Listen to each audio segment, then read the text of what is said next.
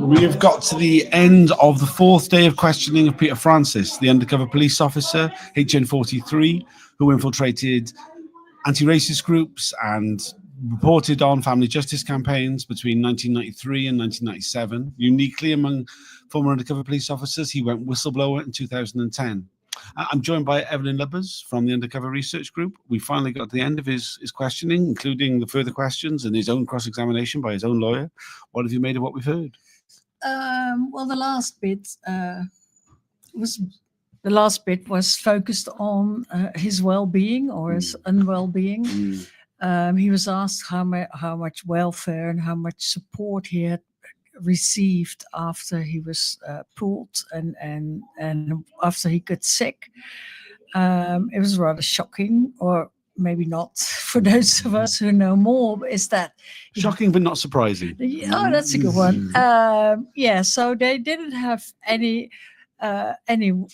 welfare. They told him to go, or they thought he should see a counselor, but then said as he had left the STS, he couldn't see their counselor because the operation needed to stay secret, and he was no longer one of them. And then he got referred to psychologist or psychiatrist, I can't remember, off the mat.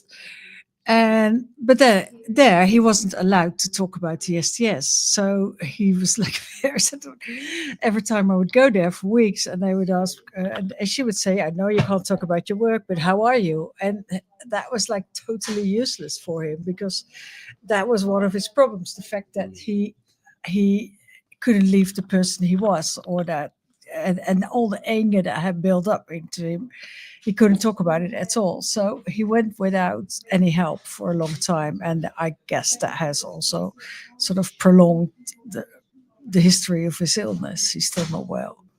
Yeah, he went on from that to talk about how he felt that police officers should not be infiltrating political campaigns. They shouldn't be deployed against activists.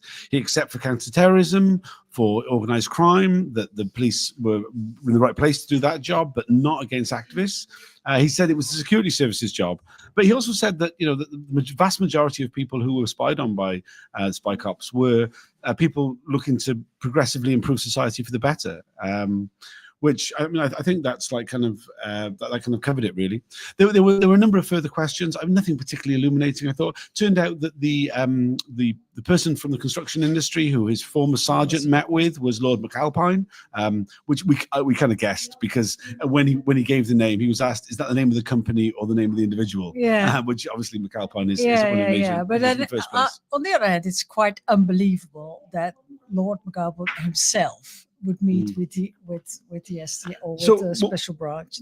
So apparently, his former sergeant was a former close protection officer for Lord McAlpine. True. So that might be sort of the old boys' network, like a backdoor in for Lord McAlpine to get his information. That might be the same. There was a cross-examination by Maya Silkand, his lawyer. She took him through like some of his reports, and really kind of got him to confirm that yes, there was a huge number of his reports missing, particularly the pro formas and the post-event assessments for protests and vigils and marches by Black Justice family campaigns. And he said yes, there was a lot missing. Also pointed out that none of his raw reports were shown. He's never been shown any of his raw reports. Now, it's been confirmed that the raw reports that he and other undercover officers wrote were kept in a box. That they were used then by the back office staff, in his case John Webb, to write up what the reports that we do see. These are often composite. They often include, what John Webb thinks on top of what we've heard from the undercover officers. So he's previously said that John Webb would be in the control room during certain demonstrations, would take reports from a number of officers and put together these composite reports. But he's never been shown his own writing, which he feels would have been an improvement if he had. He then, towards the end, he gave a large number of apologies. I have tweeted it. I don't know if I can just pull it up. Like the number of people that he apologized to. He apologized firstly to the family of the child whose identity he stole, the entire Lawrence family, pointing out that Stephen Lawrence had 2 siblings, not just Doreen and Neville Lawrence. So to Dwayne Brooks, who he always calls Sir Dwayne Brooks, all the family justice campaigns, and told them not to accept this thing about collateral intrusion, that they were spied on very directly. To all the activists whose lives were affected, the blacklisted workers, and to the women who he had sex with.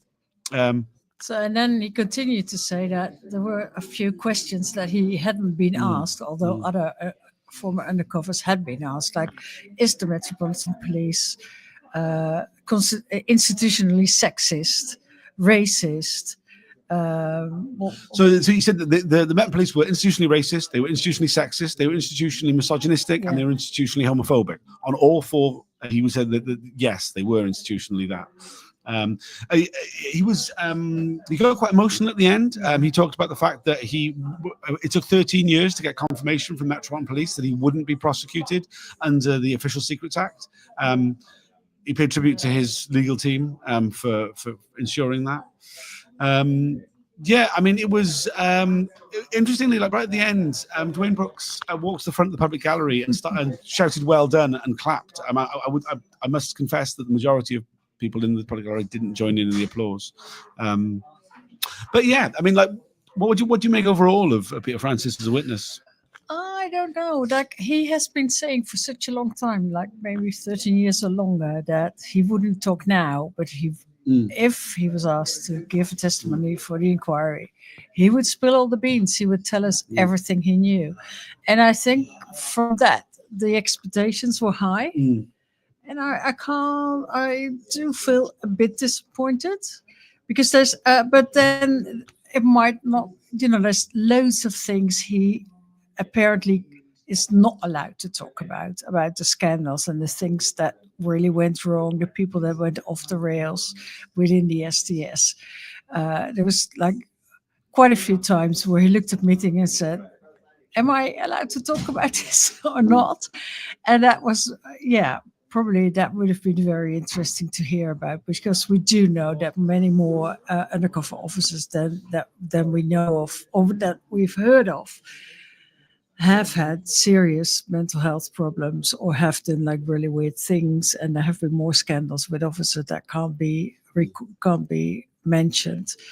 So on the whole, I think, well, I still think, there's this mixed feeling that we talk about in the coffee breaks, that yes, he has been a whistleblower, and yes, you can see it affected his health greatly, and still. But also he was an undercover officer, and he tried to be a good one. So he's done a lot of reporting that was damaging for the people he reported on. So there's always this mix, basically. Yeah, I mean, I think the expectations were very high. I don't know how much of the blame of that lies on the shoulders of Peter Francis, to give him his due. There's a lot of things that he said back in 2013 when he was doing media interviews. He stopped doing media interviews when the inquiry was called, and he said he won't be doing any more until the inquiry publishes its report. But there was a lot of suggestion there was a lot more to be said. There wasn't a lot more to be said. I mean, generally, all the stuff about the Lawrence family was already in the public domain in 2013. There was a lot of detail, which I think, for people like us, it's like, that we've learned this, we've learned that. There's not some big headline that we're going to see in the media about like kind of new revelations. Essentially, I don't think. No, I think the cooperation with building companies and companies in general, like the STS wasn't really ready to share information and to get something in return as well, as he said. So that is a good one for Dave Smith and the other people of the Blacklist support group who have always, said that they had been blacklisted based on information coming from the undercover spies, and that is now like more than confirmed, which is a good thing. What else can I think of? I think there's a great. I mean, there's a great deal of like individual information. I mean, like, particularly on the blacklisting thing. You know, Dave Smith, seeing that report which Peter Francis wrote about him. I mean, Peter Francis claimed that he got confused. That it wasn't true. That Dave Smith didn't carry a knife. But this idea of putting violent on people's reports, which he did a great many times. And all of them did, but he confessed of doing it. I mean, one thing I'd really like to address, and I think it's a little bit sensitive because it refers around Peter Francis's mental health, but it's something he addressed when he was just at the end there. That he talked about how angry he got and how he was known as Mr. Angry within the SDS, but that it was put. He told in advance. He said that he wouldn't be able to go there when it came to violent incidents, the public order incidents, that all these things sort of merged together in his mind, that he wouldn't be able to do it. But he also said that if he was pushed on it, he would get angry, which meant that David Barr didn't push him on any of the public order stuff, which I think, given that Peter Francis is one of the few undercover officers who has been, has said that, it was around a lot of violence, there was a lot of fighting, to be so vague about that, apart from when it wasn't. Well, he does remember punching people, but he doesn't remember when that was and in which apart from when he does. We heard about the William Shakespeare pub, we heard about the McDonald's, we heard there were plenty of times where he did, very inconsistent. Now I understand, I want to be clear about this, I understand that mental health affects people in very different ways, and I'm not like minimizing or trying to downplay what the effects of complex personality disorder, complex post-traumatic stress disorder, and the various things that Peter Francis has been diagnosed with. But it's it's very convenient, and it's been convenient to his. No, I'm not criticizing Peter Francis. There's a lot to criticize Peter Francis for, and I'm not criticizing for his mental health. I really don't like to make that clear. But there were a few things, particularly, he's labeled people as violent, and that has had a profound effect on their lives. Now, he's apologized for that, but he's also stood by his reports. So that is the mix. And he stood by those reports, and he has repeated them during this questioning. And in some cases, he has done it in the face of all the evidence. And he set it up that he can't be pushed on those things, and I'm very uncomfortable about that. True. Well, yeah. The point is, he still has two people in his head or in himself.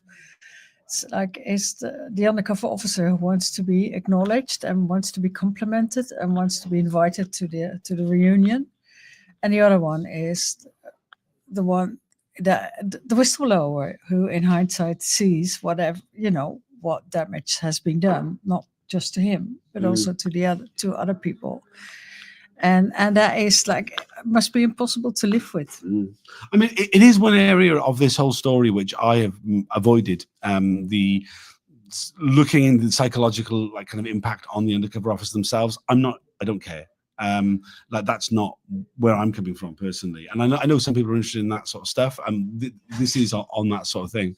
But I did find him talking about the most angry he ever got was when they failed to invite him to the 40th anniversary reunion, and that it was because that he had been disloyal. That was the reason given, and he said, if they think that that's disloyal, I'll show them disloyalty. And then he contacted Tony Thompson, who was the writer of the book The Infiltrators, which was about some CO10, CO10, met officers, SO10, not CO10, SO10 officers who had infiltrated on a short-term basis in a way that undercover projects are normally done. And he contacted him partly because there was a line in the book that there's no such thing as long-term undercover, and he's like, well, I was a long-term undercover. Do you want to speak to me? And that kind of started the ball rolling. They couldn't get a book published, so they ended up doing an interview. An interview in the Observer on the 14th of March, 2010. This is quite significant for me because this was the time when myself and other people within my group decided that it was probably likely that Marco was an undercover officer. He had already disappeared from our group at the time, but it was this thing that it had turned on that if he had been invited to that 40th anniversary reunion, he would never have gone whistleblower. Maybe yes, yeah, but that is what I just mentioned, that to be acknowledged and to be part of that team and part of, and he wasn't very positive about most of his colleagues or contemporaries, but still it was so important to be part of that. Like if there was a containment plan and if Bob Lambert tried to, he was his manager, tried to get him to the reunion. Supposedly, I mean, that's what Bob Lambert told him. Which I find it really weird that like Peter Francis believed that Bob Lambert. I mean, and still seemed to believe he doesn't have any hard feelings, And well, that was also funny because that was when he suddenly said that all special branches are Masons, and that Bob Lambert wasn't, but that they had some kind of Mason-like decision about him. I mean, he used Masonic terminology about blackballing. I mean, whatever. Yeah. No, but there's an important crux sort of moment, like you say, if he would have been invited, maybe he wouldn't have become a whistleblower. So thank you, STS, for creating your own whistleblower. Yeah. Just a comment there from Jack Shepherd. Jack Shepherd is the cover name of Chris Bryan from the Undercover Research Group. It's not really a cover name. I'm taking the piss. He's got a silly name on Facebook for some reason. He says, after such a long build-up, I guess it was always going to be hard to live up to the expectations. I think that's very true. I think, it has been 12 years since the majority of those revelations in the media by Peter Francis. And there was a lot put on it. It was kind of inevitable that it wasn't going to be that big a deal. The point is that on his revelations are the reasons for this inquiry. So it's not the only reason for the inquiry. Yeah, no. I mean, it's something which, we've had it with so many people. I mean, Doreen Lawrence said that, if they'd only investigated the killers of her son, then we wouldn't be here. The inquiry wouldn't have happened. Peter Francis says, if he was invited to that 40th anniversary, then the inquiry wouldn't happen. Women hadn't found out. I mean, that was what anyway, I think it's enough for today. I mean, there's a lot more that could be said, but Evelyn's had enough. So we'll be back again next week. On Monday, we'll be hearing from Alison, who was the woman who was deceived into a long-term intimate relationship by Mark Jenner, cover name Mark Cassidy, who infiltrated anti-fascist and anti-racist groups. That should be very interesting. Notably, Alison was one of the women who cooperated in the undercover Love and Lies Exposed on ITV, which included a lot of the home video footage that she'd taken. She was a media studies teacher at the time, so she had a home video at a time when most people didn't. I think that footage really brings home the reality of living with an undercover cop. Jack Shepherd, Chris Bryan, has commented again. Totally agree about the convenience regarding memory loss. Yeah, man, innit? Do you know what I mean? It's like, and I don't want to be, I was kind of nervous about saying it because I don't want to be sort of, kind of downplaying mental health issues, but it is very convenient. Anything else you'd like to add? No, with the memory loss and the mental health issues, it is logical that we are a bit cynical about it because so many undercover officers hide behind it, or like Agent 81 was like 2 years ago able to prepare a 72 pages personal statement, and now he's not in a good state enough to. It might be, but he's so crucial, and we would have love to hear from him, and he's not the only one. There's so many of them. Thanks for joining us. We'll be back again on Monday. I won't do a Twitter Spaces this evening, but I will do tomorrow or Saturday even possibly to catch up with that. I am still continuing to do those.